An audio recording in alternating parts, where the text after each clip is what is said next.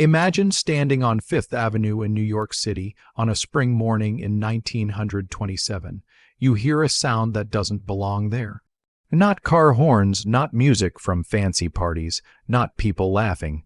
Instead, you hear the heavy sound of metal tools smashing against beautiful marble. Workers are tearing down a palace, not an old building, not something falling apart, a palace that was built less than 20 years ago. $7 million. That's what it cost to build this dream home in the late 1800s. If you try to understand how much money that is today, it would be hundreds of millions of dollars.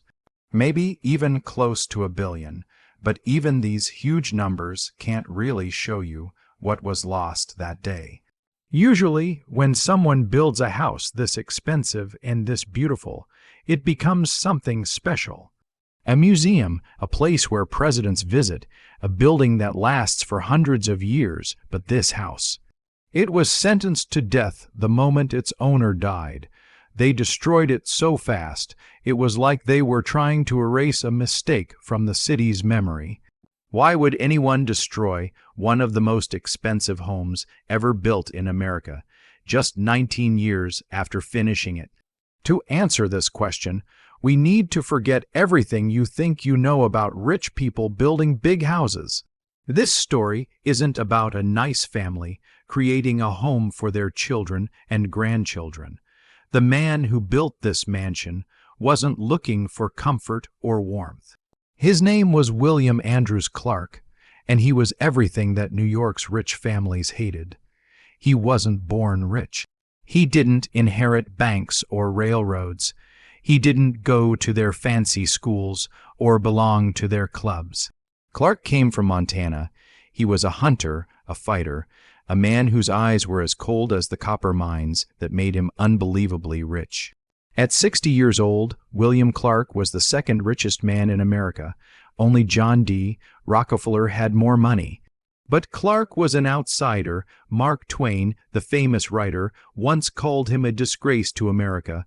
Twain said Clark belonged in prison, not in a mansion. But Clark had no plans to go to prison. He had plans to make New York respect him, even if it meant building a house so big it would block the sun from his neighbors' windows. His arrival in New York wasn't just moving to a new city. It was war.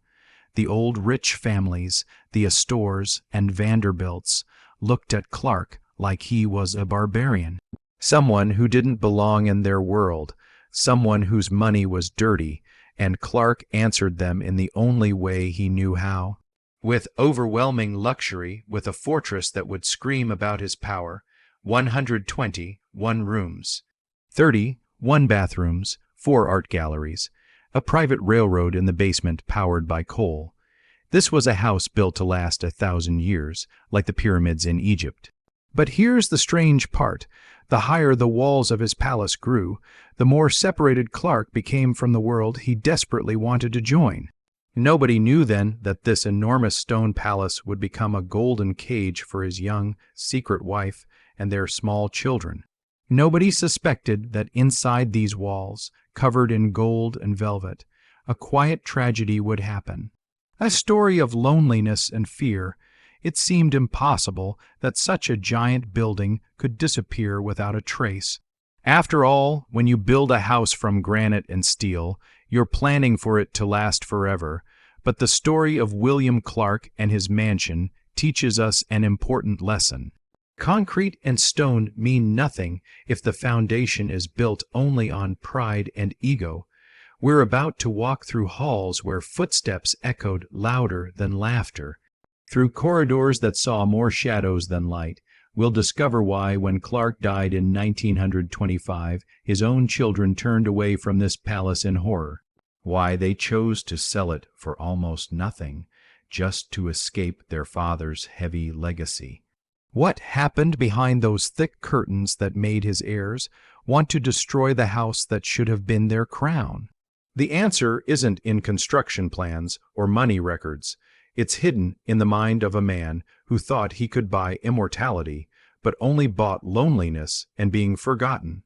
If you're drawn to stories that go deeper than surface-level wealth, stories that ask what luxury actually costs, you might appreciate what we're building here. These aren't quick takes or shallow dives, they're excavations. This is the story of a rise that was always meant to become a fall, even before the first stone was laid. And it begins far from glittering New York, in the dust and dirt of Wild West mining towns, where the soul of the Copper King was shaped. To understand why this architectural monster was built, we need to go back to 1839. William Clark was not born into luxury. His starting point was a simple cabin in Pennsylvania. Nothing fancy, nothing special, but his mind worked differently from other people. Where most people saw hard work, Clark saw problems that could be solved with smart thinking. His path to Fifth Avenue began not in the banks of New York, but in the dirt of Montana during the gold rush. In 1863, while thousands of dreamers rushed to the mountains with pickaxes, hoping to find gold, 24-year-old Clark made a different choice. A choice that defined his entire life. He didn't start digging for gold. He understood something simple but powerful. Gold is a lottery. You might find it, you might not, but human need, that's guaranteed. Clark bought tobacco and supplies in Salt Lake City. Then he hauled these goods across Snowy Mountain passes to sell to the prospectors. He sold eggs for the price of gold nuggets. This was his first strategy. Cold calculation beats gambling. He never relied on luck. Soon, Clark became a banker. When miners couldn't pay their debts, he took their mines. And then history gave him the perfect opportunity. The world was entering the age of electricity. Thomas Edison and Nikola Tesla needed copper for wires to light up cities and homes across the planet.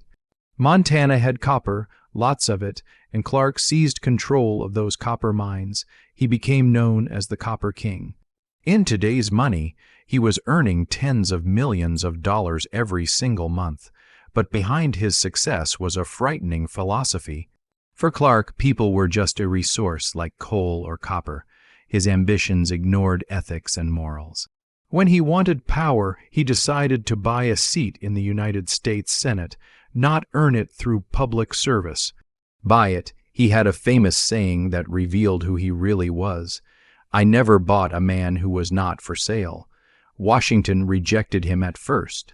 Politicians called his methods disgusting, but Clark only pushed harder. He was a mix of genius and cruelty. An outsider from the Wild West whose pockets were full of money, but whose name made the aristocracy sick. This conflict, this desperate desire to force respect through raw financial power, became the foundation for his future house. He decided that if society wouldn't accept his personality, he would force them to bow before his wealth and grandeur. But to create a dynasty, to build something that would last beyond his lifetime, money and political power weren't enough. Clark needed an ally, someone who would give a polished, refined appearance to his rough strength. This is when Anna Eugenia LaChapelle enters the story. Their relationship was not a classic romance. It was a complex game where love mixed with calculation and control. She was his ward, a talented harp player whom Clark sent to study music in Paris. He was molding her into the ideal companion. The age difference was shocking, 39 years. He was 62 years old. She was 23. In 1901, right in the middle of his political battle for the Senate, Clark dropped a bombshell on New York high society. He suddenly announced that he and Anna had been secretly married for several years. This revelation was strategic. He wanted to make their children legitimate in the eyes of society, but the effect was the opposite of what he wanted. The elite, proper, and close-off families of New York didn't see this as romantic.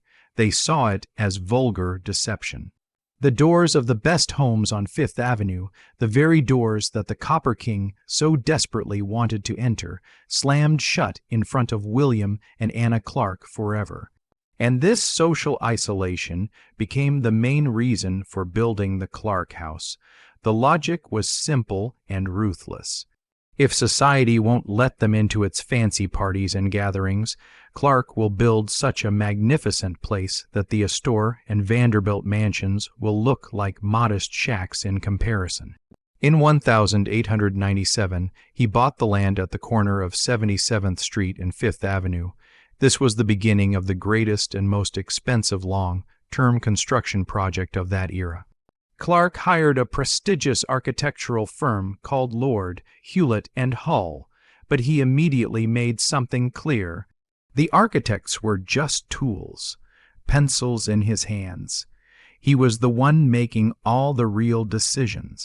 He wanted to combine things that didn't belong together: French Renaissance style, Italian Baroque, the heavy luxury of America's Gilded Age. This architectural fusion became the perfect symbol of his marriage, the crude, unlimited money of the Wild West trying to forcibly buy the elegance of the Old World.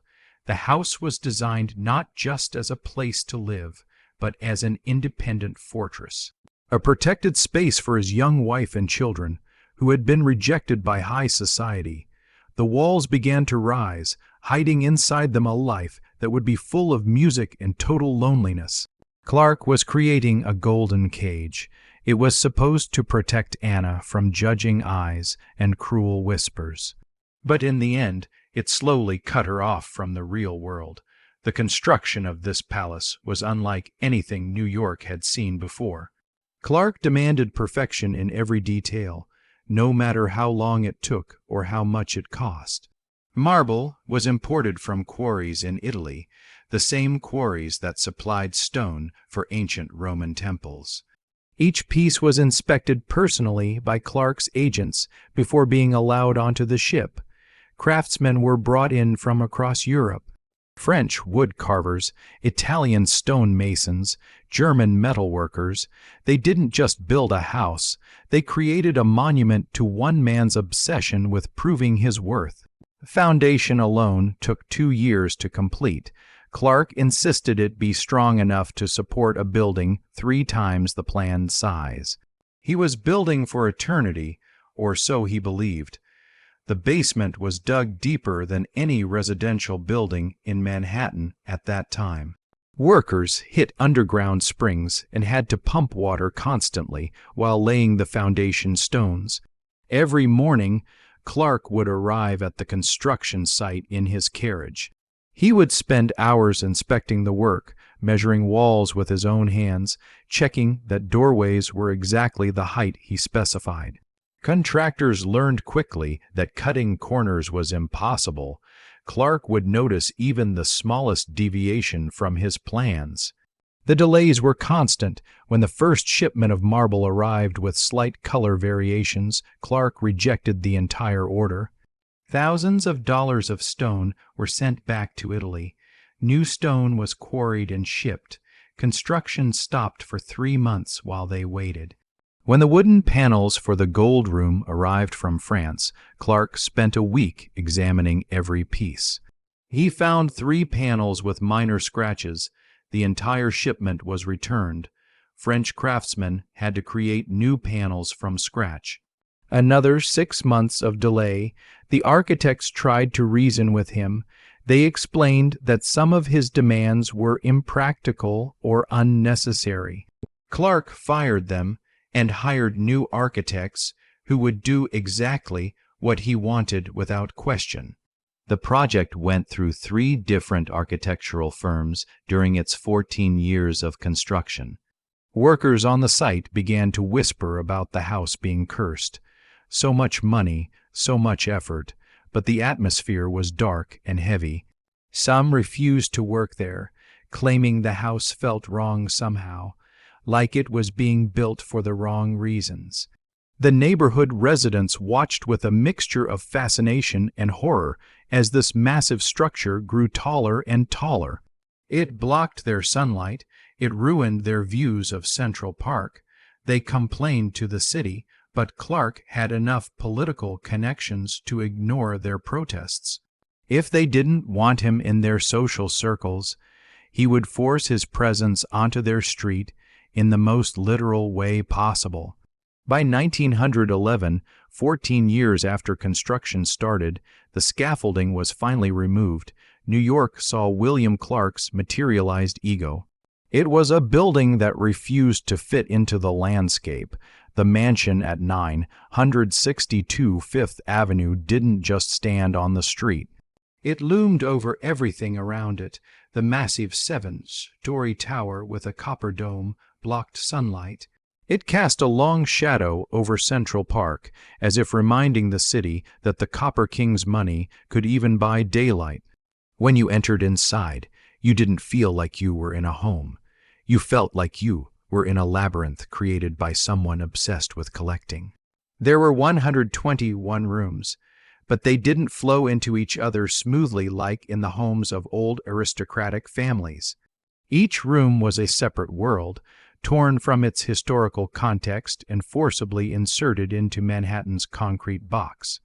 30 one-bathrooms guaranteed physical cleanliness, but the atmosphere inside was heavy and suffocating.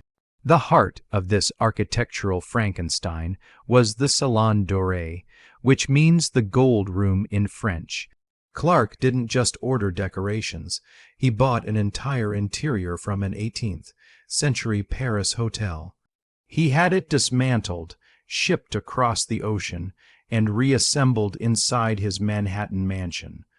The walls were covered with panels of natural wood drowning in gold leaf. The ceilings were painted with scenes worthy of the Palace of Versailles. This hall was created for royal receptions, for the clink of champagne glasses and the rustle of ball gowns, for hundreds of important guests, but the irony was crushing. These mirrors, costing a fortune, reflected only emptiness for years. The floors that had once known the steps of French nobility now creaked under the heavy footsteps of an old miner who walked through his palace alone, inspecting his possessions like he was checking inventory in a warehouse. The dining room could seat 50 people comfortably. A massive table made from a single piece of mahogany stretched down the center. Crystal chandeliers hung from the ceiling, each one containing hundreds of individual pieces of cut glass. The silverware was custom-made in England, each fork and knife bearing the Clark family crest that William had designed himself. But how many times was this dining room used for its intended purpose? Records suggest only a handful of dinners over the nearly 2 decades the family lived there. Most nights, Anna and the girls ate alone in a small breakfast room, while the grand dining room sat empty and dark. The library contained over 10,000 books, leather-bound volumes lined the walls from floor to ceiling. First editions, rare manuscripts, books in languages Clark couldn't even read. He bought them by the collection, entire estates worth of books, just to fill the shelves. It looked impressive, but it was hollow. Most of those books were never opened, never read, never loved. They were just props in his stage set of cultured sophistication. When the complexity of these stories becomes overwhelming, when the research required spans decades of financial records and forgotten testimonies, you begin to understand why quick videos can't do them justice. If you're still with us, you're here for more than spectacle. Going deeper into the house, you could see its true soul, hidden from outside eyes. In the basement, far beneath the velvet and marble, a real industrial machine operated. There was a private narrow-gauge railroad laid there, a miniature copy of the railroads that worked in Clark's copper mines in Montana. Mine carts automatically delivered coal from storage bunkers to gigantic furnaces. These furnaces consumed 7 tons of coal every single day. This was a house that breathed smoke and fire. Blue blood didn't flow through its veins. Black coal did. The basement was a world unto itself.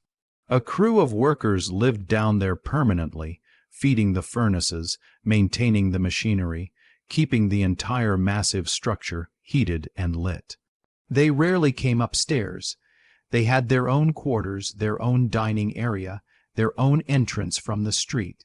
Clark had essentially recreated his Montana mining operation underneath his Manhattan mansion. The men who worked in the basement wore the same type of rough clothes as miners.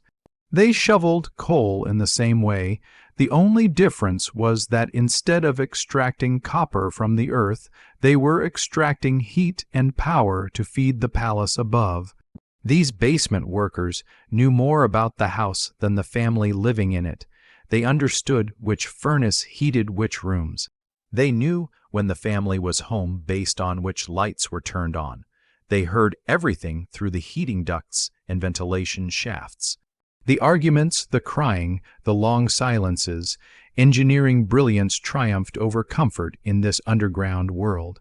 The house had its own power plant, generating electricity years before most of Manhattan had reliable electrical service. An air filtration system pumped fresh air through every room, filtered through layers of cloth and charcoal. Huge fans that circulated heat through all 7 floors and through the 4 art galleries. In these galleries hung hundreds of paintings. Works by Corot, Donatello, and other old masters. Clark bought art in bulk, filling the walls from floor to ceiling, leaving no empty space. It looked less like a museum and more like a warehouse of treasures. But here's what most people didn't understand about Clark's art collection. He didn't buy these paintings because he loved art. He bought them because rich people were supposed to own art. It was another checkbox on his list of things that made you acceptable to high society. He would walk through the galleries with guests, if he could convince anyone to visit, and recite facts about each painting. The artist's name, the year it was painted, how much he paid for it, but he never talked about what the paintings meant or why they moved him. Because they didn't move him, they were investments, status symbols, nothing more. A huge pipe organ, one of the largest in private hands in the entire world, towered in the music room. Anna, his young wife, often played it. The sounds of the pipes, amplified by the stone acoustics, echoed through the empty corridors. It sounded like a church mass being performed for ghosts, for parishioners who didn't exist. Anna would spend hours at that organ. It was her escape from the isolation of the house. When she played, she could imagine she was somewhere else, performing for an appreciative audience instead of empty rooms. The music filled the void, at least temporarily. Sometimes, late at night, the servants would hear the organ playing. Anna couldn't sleep, so she would go to the music room in her nightgown and play until dawn. Sad, haunting melodies that echoed through the mansion like a ghost crying out. The servants learned not to investigate these nighttime concerts. They knew Anna needed this outlet for her loneliness, but the most striking thing about the house was the contrast, the split personality. Next to the pompous Gothic hall with its medieval fireplaces so large you could roast an entire ox inside them, were absolutely modern, sterile rooms. A swimming pool, a Turkish bath tiled in white, clinical and cold. The swimming pool was particularly strange.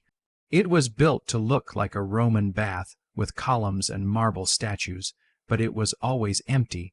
The family never used it. It sat there, a massive empty basin, costing a fortune to maintain and clean, serving no purpose except to exist as another example of Clark's success. The Turkish bath was equally unused. It had multiple rooms with different temperatures, steam generators, massage tables, all the equipment of a luxury spa. But who was it for? Clark himself rarely used it. Anna found it uncomfortable. The daughters were too young to appreciate it. So it sat there, perfectly maintained by staff, waiting for bathers who never came. The house suffered from a divided identity, just like its owner. One part wanted to be a European monarch from centuries past. The other part remained a pragmatic American industrialist focused on efficiency and control. Every door handle, every tapestry, every single one of the thousands of light bulbs was personally approved by Clark. Architects who tried to argue with him about taste or proportions were fired immediately, dismissed without ceremony. The servants who worked in the house had their own perspective on what it was really like to live there. They saw things the public never knew about. They understood the reality behind the glamorous facade. There were over 30 full-time servants: maids, cooks, butlers, footmen, gardeners, drivers, maintenance workers. Each had specific duties that never overlapped. The upstairs maid never spoke to the cook. The butler never acknowledged the coal shovelers in the basement. Clark insisted on a rigid hierarchy even among the staff. The servants' quarters were in the attic, small rooms with tiny windows. While the family lived in massive bedrooms with private bathrooms, the servants shared cramped spaces and communal bathrooms. The contrast was stark and intentional. Clark wanted them to know their place. Meals were elaborate productions, even when only the family was eating. A full formal service with multiple courses, even if it was just Anna and the two girls. The food would be prepared by the chef, served by footmen in full livery, eaten in near silence, and then carried away. Most of it would be thrown out. Tons of food waste every week, while outside the mansion, immigrants struggled to afford bread. The servants gossiped about how strange it all was, all this wealth, all this luxury, but no happiness anywhere in the house. They could hear Anna crying in her room. They saw how the daughters had no friends, no normal childhood. They watched Clark prowl the hallways late at night, unable to sleep, checking on his possessions obsessively. One maid who worked there for several years later gave an interview to a newspaper. She said the house felt like a beautiful prison. Everything looked perfect on the surface, but underneath there was sadness everywhere. She said she felt relieved when she finally quit and found work in a smaller, normal household where people actually smiled. In the end, the house became an exact psychological portrait of its creator: grand, expensive, technically perfect, but cold, chaotic, and frighteningly lonely.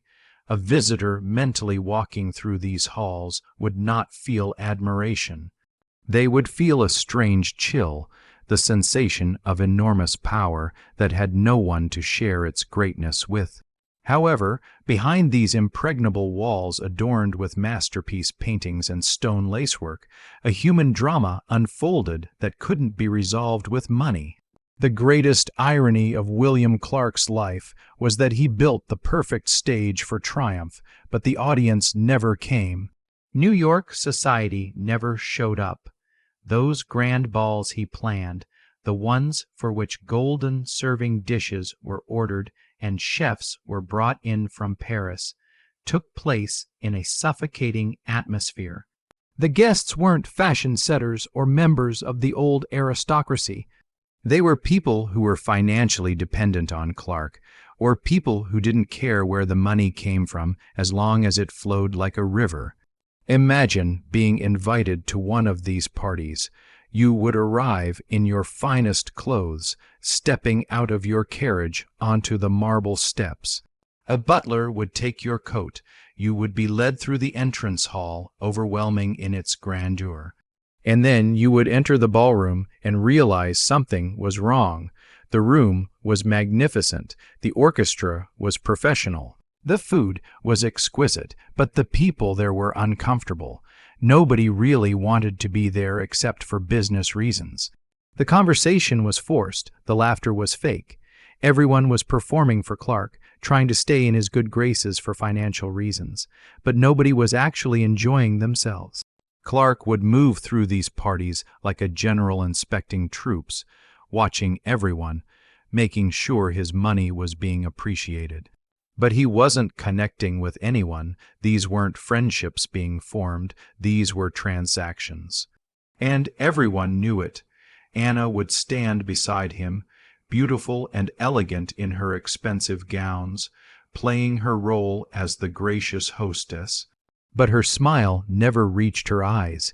She was trapped in this performance just like everyone else. Sometimes, in the middle of these parties, she would slip away to the music room and play the organ, seeking refuge in the one thing that still felt real to her. Here we discover a deep moral contradiction.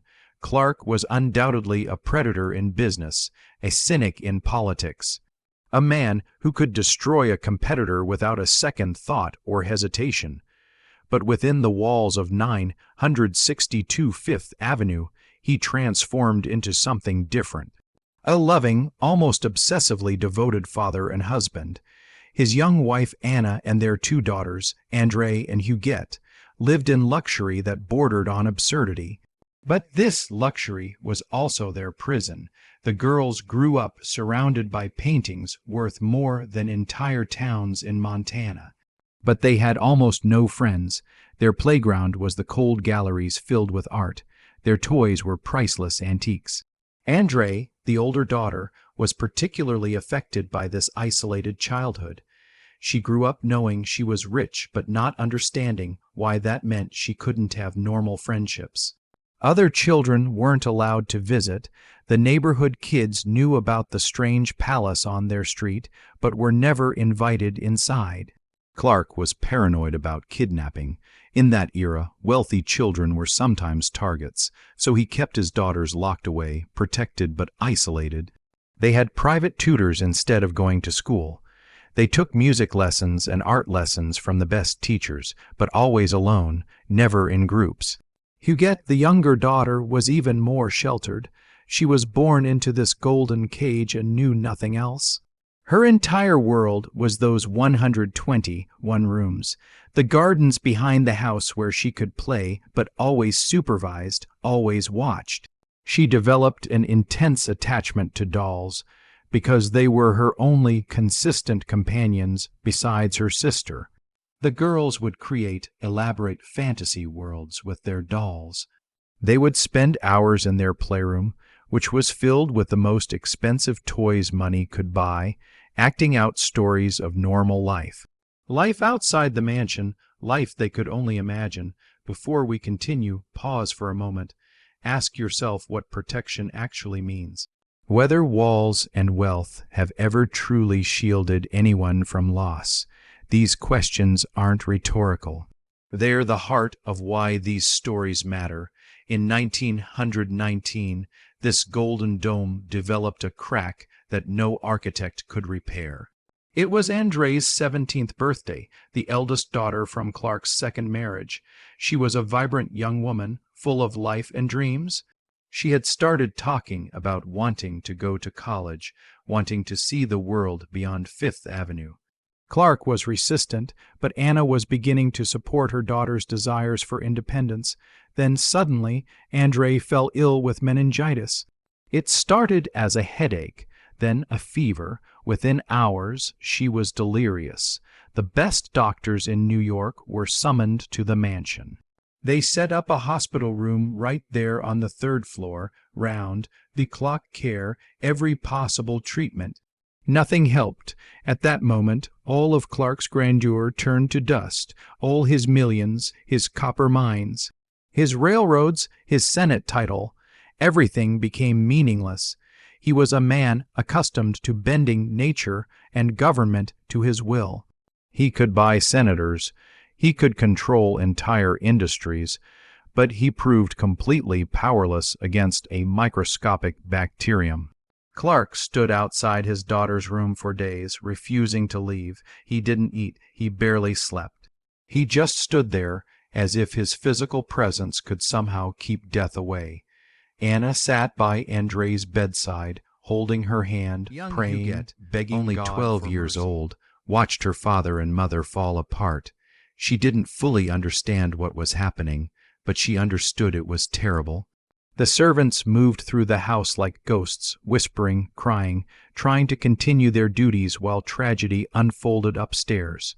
Andrei died within a week. The death of his daughter turned the palace into a mausoleum while its owner was still alive. The funeral was held in the Gold Room, the same room that was supposed to host triumphant parties and celebrations. Instead, it held a coffin surrounded by flowers. The irony was devastating. All that gold, all that beauty, all that imported European elegance, and it was being used for the one thing Clark never imagined when he designed it. A funeral for his own child. The few people who attended the funeral later described it as the saddest thing they had ever witnessed. Not because of the usual grief of losing a young person, but because of the particular tragedy of watching a man realize that everything he built, everything he achieved, couldn't protect him from this loss. For Anna, the mother who had lost her child, this house that had been built so slowly and painfully instantly became a place of unbearable grief. The spacious halls created for music and laughter now amplified the echo of loneliness. Every room whispered her daughter's absence. She couldn't walk past Andrei's bedroom without breaking down. The room was left exactly as it had been. Clothes still in the closet, books on the nightstand, hairbrush on the dresser, a shrine to a life cut short. Anna would go in there sometimes and just sit, surrounded by her daughter's things, crying for hours. The servants reported that after Andrei's death, the house changed. It wasn't just sad, it felt haunted. Not by ghosts in the supernatural sense, but by the weight of grief and regret. The music stopped, the organ fell silent. Anna couldn't bring herself to play anymore. Every note reminded her of what she had lost. Psychologically, this moment became a turning point. If previously the house had been a symbol of ambition, a way of saying, "Look what I have achieved," now it became a symbol of futility. A monument to the message, "Look what I could not protect." You can see both sides here. On one hand, we're looking at a tyrant who received a cruel lesson from fate. A man who hurt others getting what he deserved, some might say. On the other hand, we see an old man wandering through 7 floors of emptiness, having lost the most precious thing he had. His daughter, can happiness be bought? Clark proved that you can buy its scenery, its stage, its props. But not the play itself, not the actual experience of joy. After Andrei's death, Clark didn't stop his activities. He continued buying art, though now it seemed more compulsive than purposeful, continued fighting for political influence, though with less energy, continued trying to prove himself, though to whom it was no longer clear, but the light in the house, metaphorically speaking, went out forever. The warmth disappeared. The younger daughter, Huguette, was only 12 years old when her sister died. She absorbed the fear and isolation of that moment like a sponge. It was here, in the shadow of her father's grief and her mother's depression, that the character of America's future most famous recluse began to form. She became even more withdrawn after her sister's death. The dolls became her primary companions. She stopped asking about the outside world.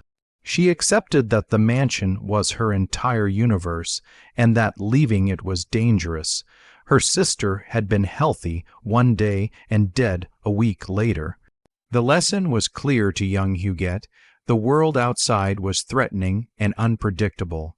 Clark tried to pour his paternal love onto his remaining daughter, but it came out as overprotection and control. He wouldn't let her out of his sight. Every activity was supervised, every friend carefully vetted and usually rejected. He was determined not to lose another daughter, but in protecting her physically, he was crushing her emotionally. The house that was meant to glorify the Clark name for centuries began slowly devouring their souls. It was preparing the ground for the final act of destruction. March 1925 became the day when the heart of the house stopped beating. William Andrews Clark, the man who believed his will was stronger than granite, died of pneumonia. He was 86 years old. He had lived for 6 years after André's death, 6 years of slowly fading energy and purpose. The second his breath stopped, the mansion on Fifth Avenue instantly transformed. From a symbol of power, it turned into New York's biggest and most expensive problem. The crisis came immediately. It was deafening in its implications. According to his will, Clark left behind a fortune that today would be valued at billions of dollars. But along with the gold and the mines and the stocks, he left his heirs this stone labyrinth. And here something amazing happened. A transformation of values that tells us everything about what this house really represented. The widow Anna and 19-year-old Huguette faced a choice that would define the rest of their lives. They could remain keepers of this mausoleum, or they could choose life. They chose flight. They chose escape. For Anna, this house was a monument to her golden cage, the place where she lost her daughter André, where she had been trapped for years, cut off from real society, surrounded by luxury that meant nothing. For young Huguette, the house was a frightening labyrinth full of her father's shadows, full of memories of isolation and fear and her sister's death. They didn't just move out of 962 Fifth Avenue. They fled from it. They ran. Within weeks of Clark's death, they moved to a modest apartment on the 12th floor of 907 Fifth Avenue.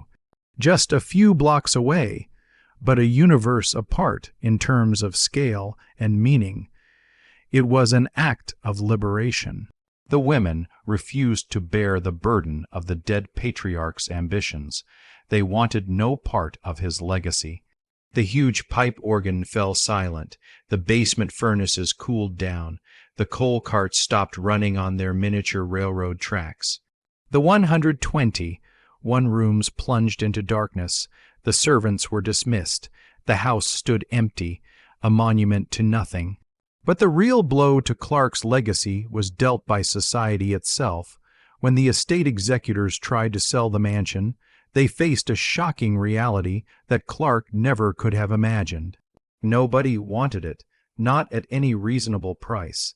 The house was too specific, too saturated with the egocentrism of its creator.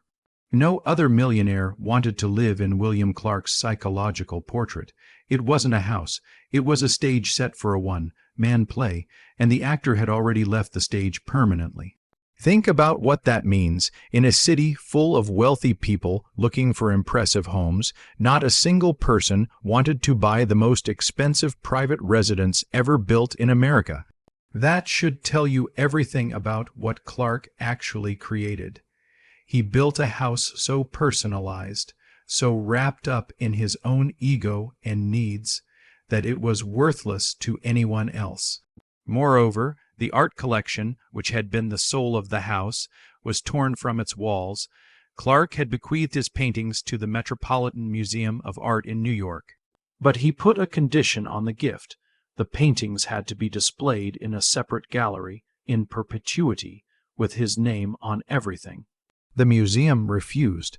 They deemed the collection uneven, inconsistent in quality, and they found Clark's demands excessive and egotistical. Even in death, Clark was trying to control how people perceived him, and even in death, New York society was rejecting him. In the end, the masterpieces were sent to the Corcoran Gallery in Washington instead. Trucks pulled up to the mansion and carefully removed hundreds of paintings from the walls. The galleries that had been filled to bursting suddenly showed their bare walls. Without the art, the rooms looked even more empty and cold. The emptied mansion lost its last justification for existence. Without the art, it was just a cold, oversized shell. This is when the final revaluation occurred. What had cost $7 million and taken 14 years to build turned out to be a useless burden. An albatross around the estate's neck. The real estate market issued its verdict with cold efficiency. The land underneath the house was worth more than the architectural marvel itself. In the booming 1920s New York real estate market, Location was everything.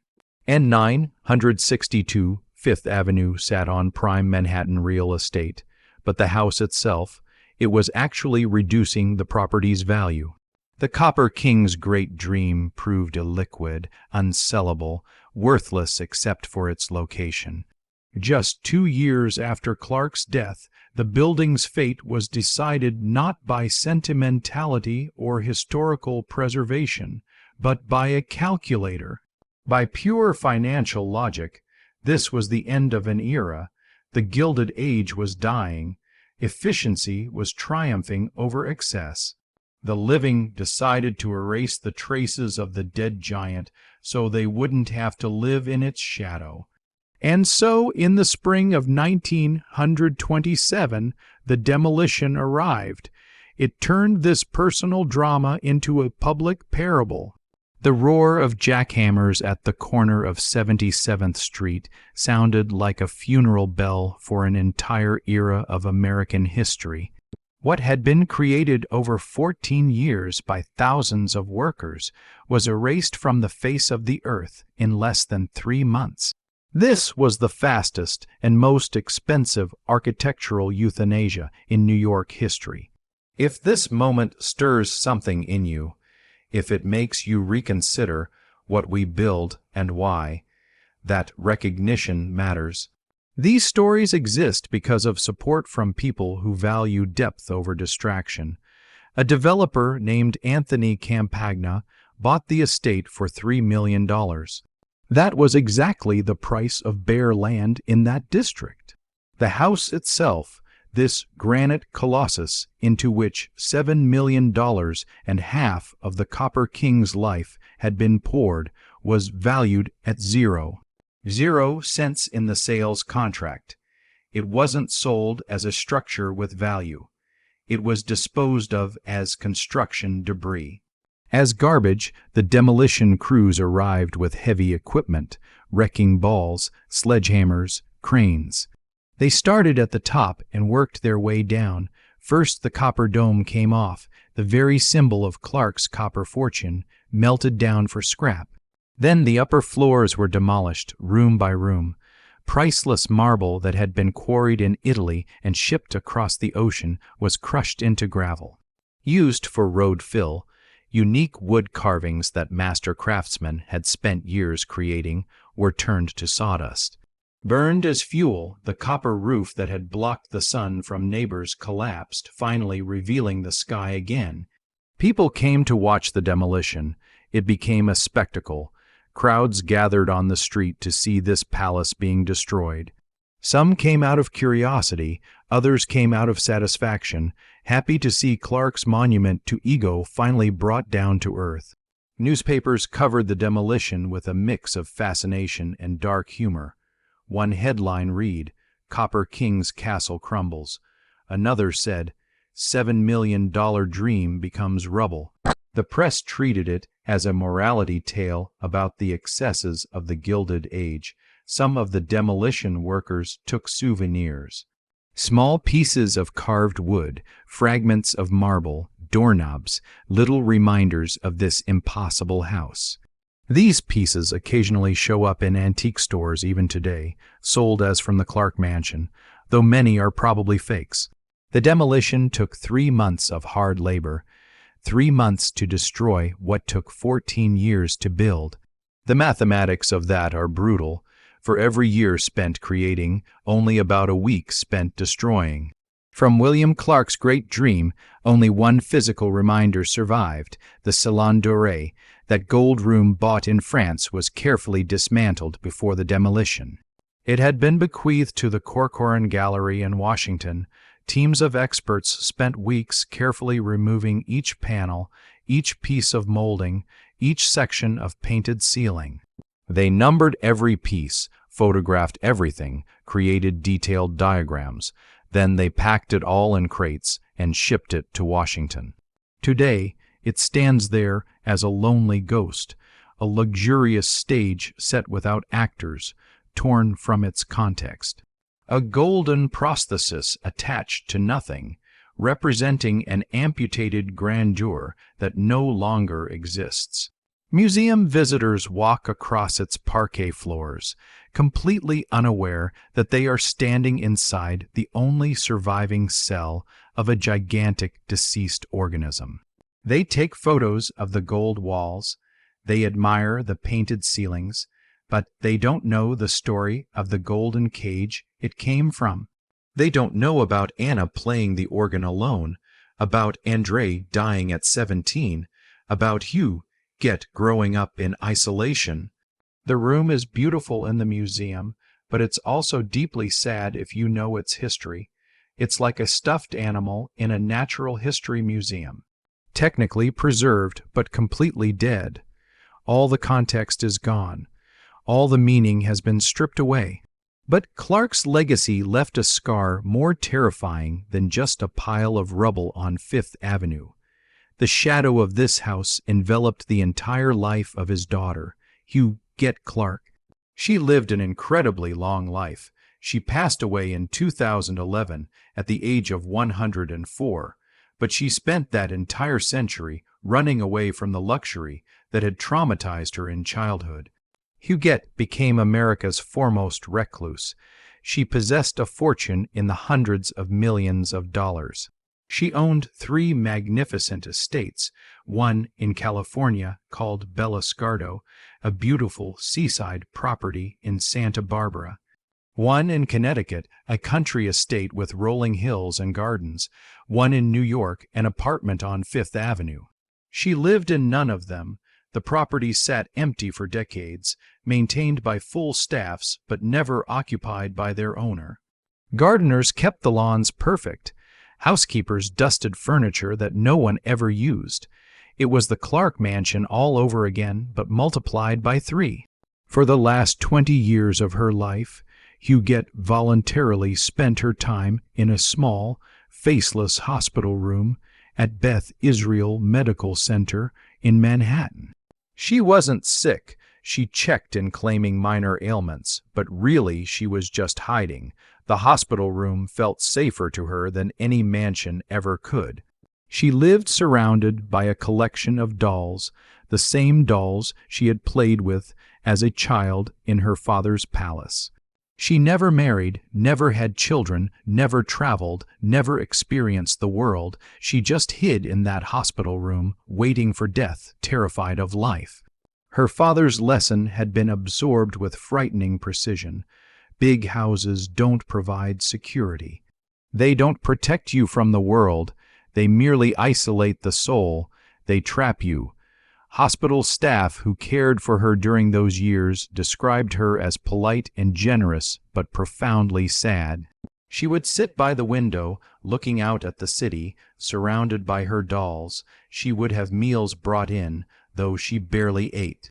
She rarely had visitors. Her lawyers and accountants came to have her sign papers. That was about it.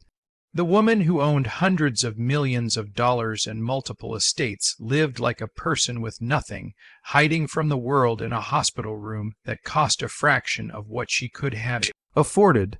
The demolished mansion on Fifth Avenue continued to hold Huguette hostage even 80 years after its demolition. The ghost of that house followed her for her entire life. She never escaped it, not really.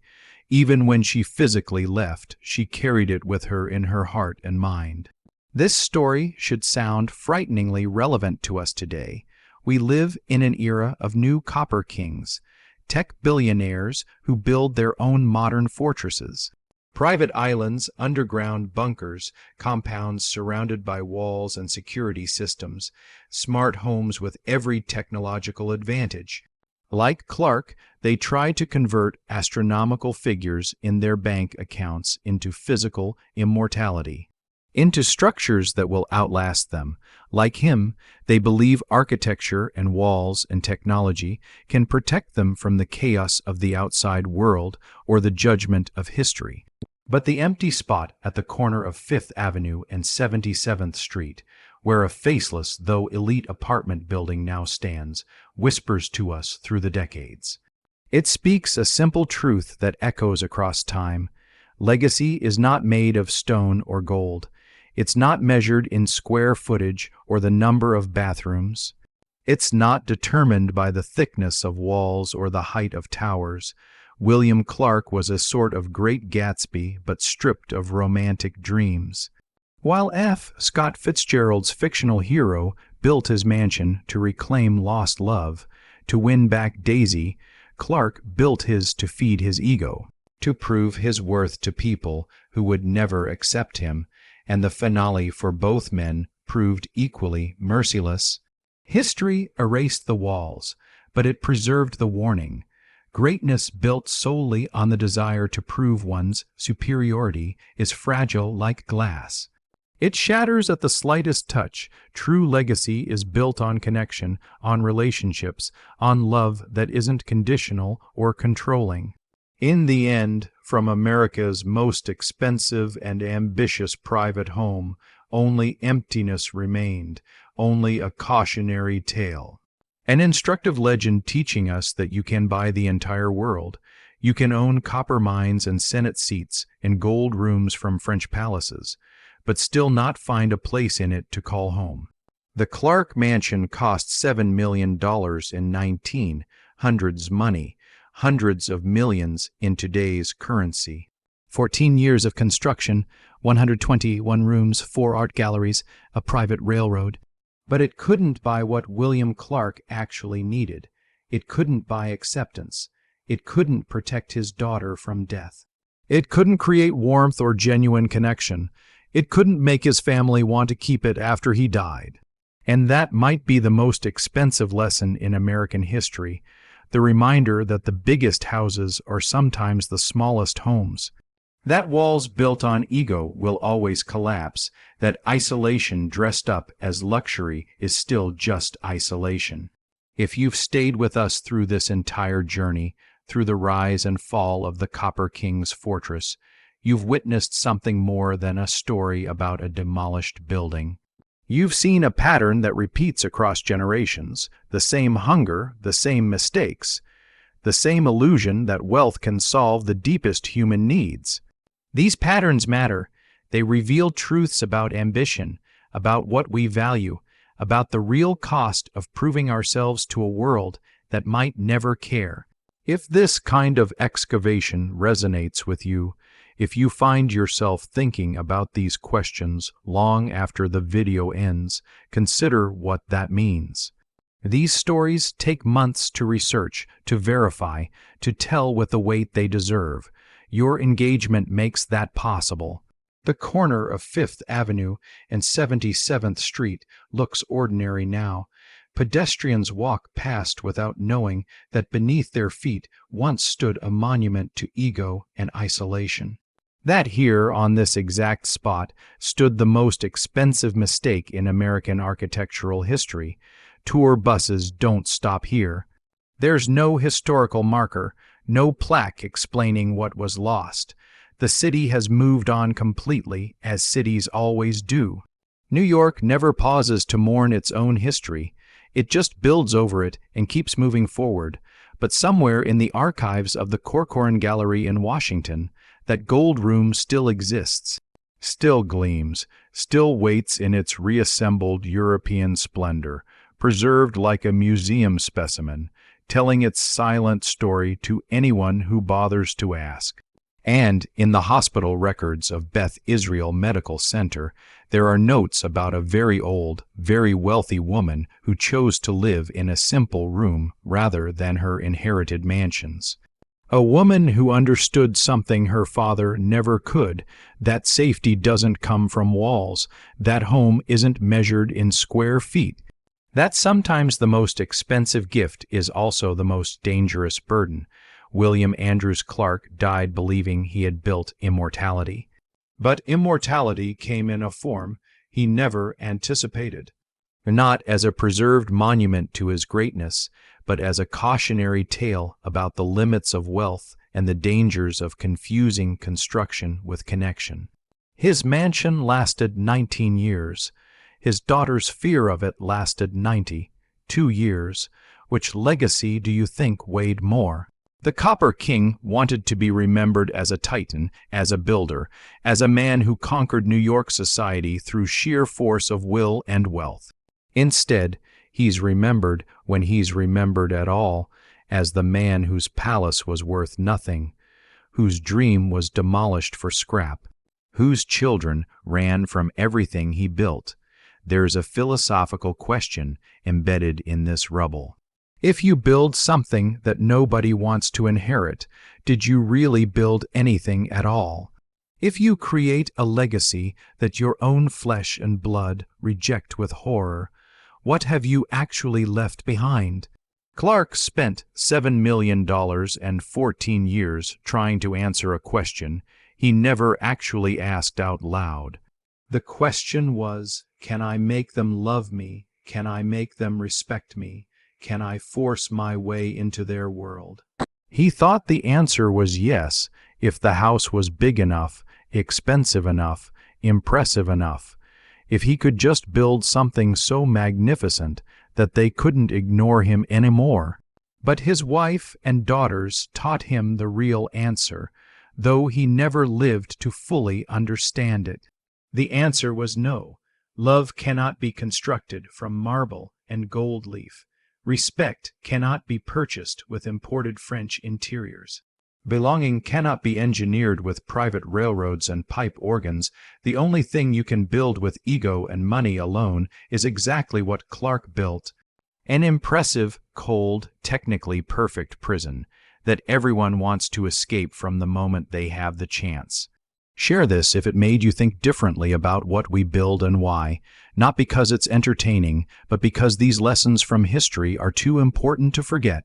Because somewhere right now, someone is making the same mistake Clark made, believing that bigger, more expensive, more impressive will solve problems that can only be solved with vulnerability and genuine human connection. The Clark Mansion stood for 19 years on Fifth Avenue, but its real legacy has lasted for almost a century. In the traumatized life of Huguette Clark, in the warning it provides to anyone who will listen, in the reminder that money and power have limits that we ignore at our own peril. Build for love, not for proving yourself. Build for connection, not for isolation. Build for warmth, not for impressing people who will never care anyway. Build to create home, not monuments, because in the end, the most expensive house in America ended up being worth exactly $0. But the lesson it teaches that might be priceless. The jackhammers finished their work in 1927. The rubble was cleared away by truck, load after load of broken marble and splintered wood. The land was sold. A new building rose in its place, anonymous and forgettable, just another apartment building among thousands in Manhattan. But if you stand on that corner today and listen carefully, you might still hear something, not the crash of demolition or the sound of construction. Something quieter, more subtle, the echo of footsteps in empty hallways, the sound of a young woman playing a pipe organ for an audience of ghosts. The whisper of a father who built everything except what his family actually needed, a home,